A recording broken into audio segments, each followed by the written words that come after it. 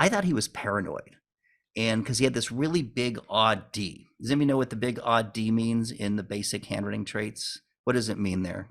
Paranoia is where the loop of the D is so wide and uh, that, the loops are imaginations. So you're imagining everybody, and especially because it's a D, it means it's something to do with self, uh, not how your appearance is or thing. It's not to do with your ideas because T would mean ideas. D would You're Perfect. mean talking So, about the small d, the sensitive to criticism? Is that yes, I what we're am. talking about?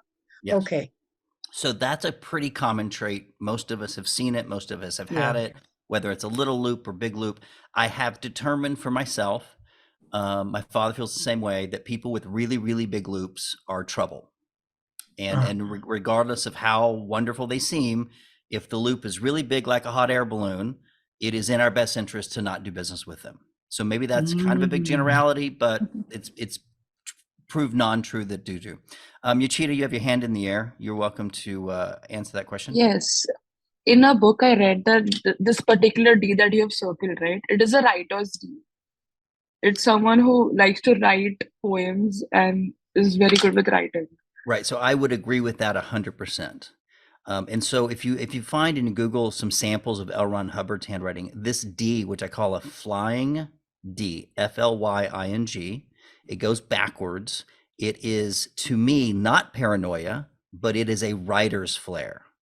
And I've never seen anyone as prolific a writer as that guy, and a good writer too. Like generally, he's a good writer and good speaker. Now, I took that single trait, Amy, and I turned it into a joke. And I said, Chuck, did you know you'd make a great cult leader? That is not in any book, guys. This is a bonus material. You wouldn't read that because it's crazy, right? So I took this thing. I'm like, okay, I know that cult leaders have this D, and then I asked him, and obviously he's gonna say this, and he made a very funny response to it, right? It was a great segue, but it was all based on something real. The guy's got a great mind. He is a good writer, and he has a writer's flair. You cheat, I like that word, writer's flair, that you just don't see in everybody.